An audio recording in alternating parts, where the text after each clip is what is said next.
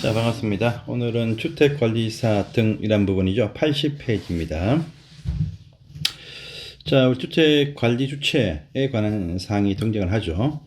시험에 항상 나오는 파트입니다. 주택관리사 등 하면 주택관리사와 또 주택관리업자 이렇게 두 가지가 있다. 이렇게 하시면 되겠습니다. 자, 주택관리사보란 부분 첫 번째 보이네요. 당연히 그 국토교통부 장관이 실시하는 시험에 응시해서 합격을 하신 분들에 한해서 시도지사, 대도시시장이 합격 정서를 발급한다. 그래서 시험의 주관은 장관이지만 합격 정서는 이제 그 도시, 시도지사, 대도시에서 발급합니다. 자, 그런데 그 밑에 또 2번을 딱 보시면은 자격증은 합격 정서는 이제 시도지사 대도시이지만은 관리사보죠. 관리사보. 그래서 관리사가 다시 일정 경력이 필요한데 이것이 되어지면 주택관리사 자격증 요 파트는 또 대도시가 빠지고 시도지사한테 발급받더라라고 하는 부분은 시험에 나올 사항은 아니겠지만 체크를 해주세요. 대도시시장이 합격 정서를 발급해도 요 자격증 자체는 도지사 명의로 나온다라는 부분 체크하시고요. 자, 경력은 다 아시겠죠? 지금쯤은요. 50세대 이상 되는 단지에서 500세대 미만 되는 주택관리사보로서의 관리사무소장 경력 3년이 필요하고, 그 다음에 50세대 이상의 관리사무소 직원 경력에 또 5년이 필요하다. 또 관련 경력이 또 5년간 있으면 된다라고 하죠. 이런 부분들은 그 밑에 니엄과 티것에 해당되는 분들은 자격시험을 치시면 바로 그 합격 정서도 물론이지만 자격증이 나온다는 의미가 포함이 되어 있습니다. 자, 오른편에 보시면 이거 시험은 잘 뜨죠. 주택관리사의 결격사유입니다. 참고를 할 것이 보통 미피피파라고 부르는 미성년이 포함되지만 여기서는 또 미성년자가 포함이 안 된다. 그래서 우리 애들도 시험을 쳐서 이 시험에 합격은 할 수는 있습니다. 물론 근무는 안 되겠지만요. 그래서 피피파만 여기 포함이 되어진다는 거 하고, 그 다음에 금고 이상의 실제형 선고받고 집행 종료 면제 2년 또는 유예 기간 중에 안 된다라는 부분 체크하시고, 또 세 번째 사항이죠. 관리사 등의 자격이 취소되었다. 자격 취소가 되어지면 3년까지 결격이 걸린다. 이런 부분 또 체크를 해 두십니다. 자, 또 그 밑에 보시면은요.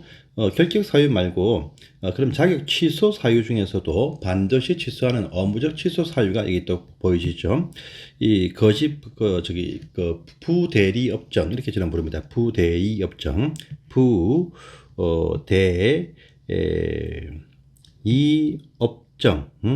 업정 이렇게 저는 부릅니다.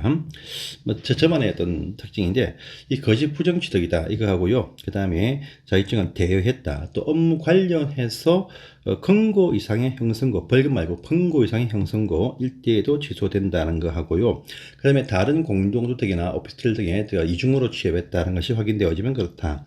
또 자격 정지 기간 중에 업무를 수행했다. 일대 보시면 업무적 취소다. 기본적으로 확인하시고 항상 염두에 두십시오.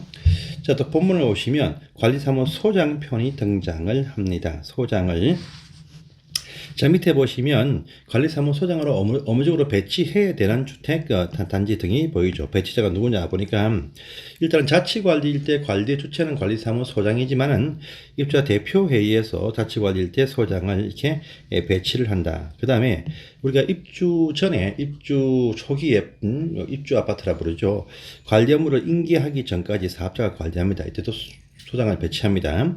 그 다음에 위탁관리일 때는 주택관리업자일 것이고 임대주택이 업무관리 대상에 포함이 딱 되어지면 임대사업자가 또 업무적으로 배치를 하셔야 됩니다. 제 주변의 분들 보니까 임대단지에 소장 근무하시는 분이 꽤 많이 계신데 그분들이 오히려 하시는 말씀이 더 편하다 이런 말씀도 하십니다.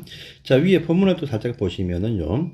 500세대 미만일 때는 관리사나 부가 다 배치가 될 수 있지만 500세대 이상은 관리사만 배치가 된다라는 부분은 기본 다 아시는 사항일 것입니다.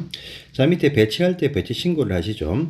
소장님으로 이제 배치가 딱 되어지면은 배치 신고를 합니다. 그래서 배치 내용과 그 증인을 시군구청에 신고하지만 그 밑에 보시면 실제 신고하는 것은 배치된 날부터 15일 안에 주택관리사 단체 협회한테 제출하면 협회에서 취합해서 다시 이것을 분기별로 취합해 가지고 시군구청한테 보고하는 형태를 취한다. 실제 서류를 접수하는 것은 주택관리사협회에 접수하지만 이것을 취합해서 해당 협회에서 시군구청에 보고하는 형태를 취한다. 어쨌든 이 신고 자체는 시군구청에 신고하지만 서류 제출 절차에서는 협회한테 제출한다. 이런 의미가 포함이 되어 있습니다.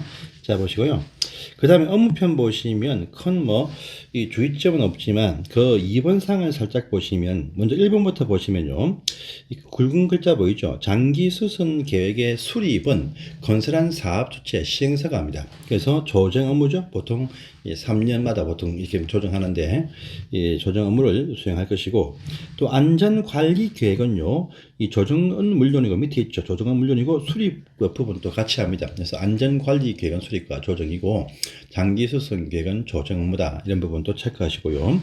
또 밑에 안전관리 계획 조정편을 보시면 3년마다 조정을 하는 것이 기본 원칙이다. 3년보다 앞당겨서 조기에 조정을 하고자 할 때는 입주자 대표회의 구성한 과반수의 서면 동의 받더라는 부분입니다.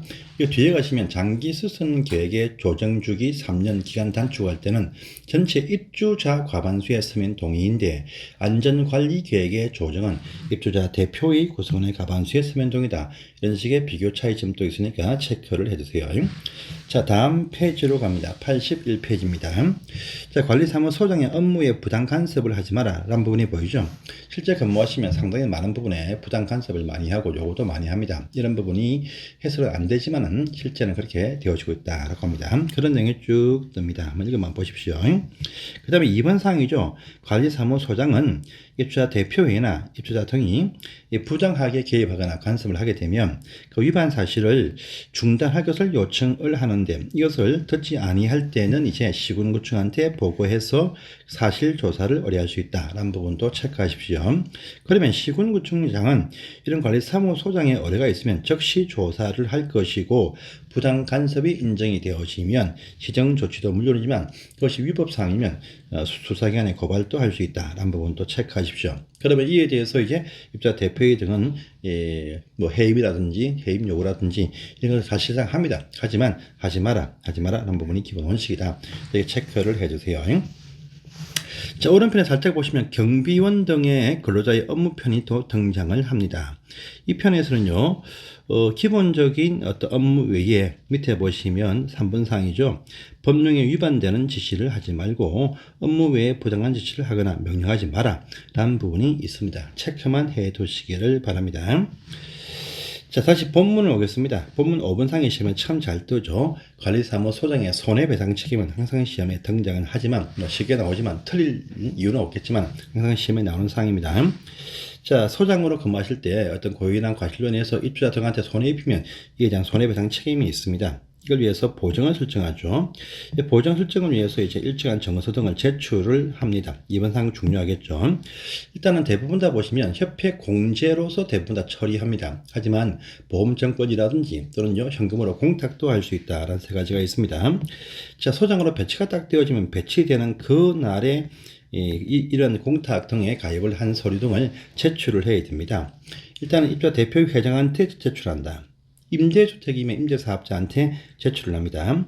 또 입주자 대표회의가 없을 때는 시군구청한테 제출을 합니다. 배치되는 날에. 그래서 실제 보시면 배치 발령이 나지만 발령 일자가 만약에 3월 5일이다. 그러면 3월 1일쯤에 가서 위에 업무 인수인계합니다. 이때 다 준비해가지고 3월 5일날 제출하면 된다는 의미가 포함이 되어 있습니다.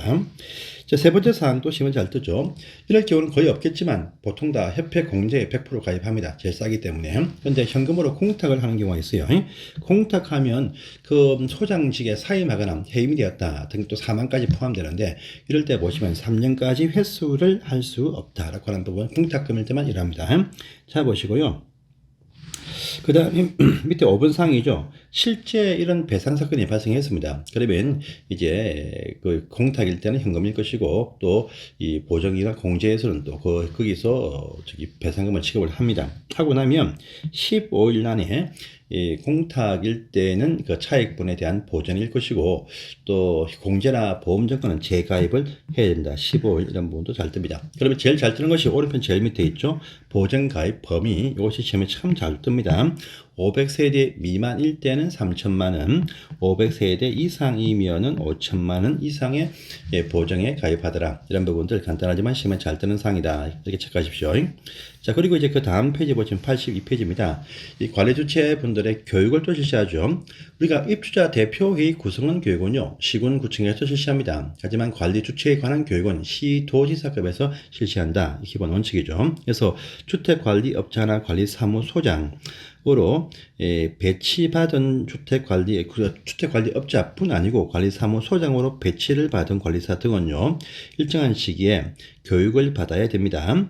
자, 보시면 밑에 주택관리업자일 때는 등록을 하면 그 대표자가 3개월 내에 교육받을 것이고, 소장으로 배치가 딱 되어지면 배치 3개월 안에 보시면 또 교육을 받아야 됩니다. 그런데 그 밑에 보시면은요, 배치를 받으려고 하는 관리사 등이 배치 예정일 직전 5년 이내에 관리사무소장이나 기타 관리 관련 업무에 종사한 적이 없다. 그러면 사전에 미리 시도가 교육하는 이 배치 교육을 보수 교육을 이수를 해 놔야 배치가 될 수 있다. 이 교육을 받아 놓으시면 배치되고 3개월 내에 받는 그 교육은 이수한 것으로 본다라고 합니다. 그래서 이 자격증을 취득하시면은요, 소장 배치가 되기 전이라도 일단 이 배치 보수 교육을 받아 놓으시면 배치가 더 쉬워지고, 또 그 사이에 3개월 이내에 받는 그런 업무 교육을 받을 필요가 없다. 이렇게 또 아시면 되겠습니다. 그리고 이제 세 번째 보시면 직무교육 보이죠. 이 한번 근무하시면 법령이 바뀌거나 또 많은 변동사항이 있습니다. 이런 것들을 위해서 3년마다 주기적으로 다시 배치받고 난 이후에 계속적으로 순수 직무교육을 또 받더라 라고 합니다. 자, 교육은 당연히 밑에 보신 4번 사항이죠. 주택관리사와 관리사보를 구분해서 실시한다. 교육기간은 이게 집합교육이든 또는 출퇴근을 하시든 3일 동안 이게 교육을 받게 됩니다. 자, 또 교육하는 지침은, 교육 실시는 시도에서 실시하지만 전국적인 통일적인 교육 지침은 국토교통부 장관이 이것을 시행을 할 수 있다. 이런 부분도 체크를 해 두시면 되겠습니다. 여기까지가 관리 조치에 관한 사항이죠. 뒤에 문제 있습니다. 문제 체크해 보시고요. 85페이지 가보시면 관리 업무의 일반편이 등장을 합니다. 이건 다음 시간에 보도록 하겠습니다. 감사합니다.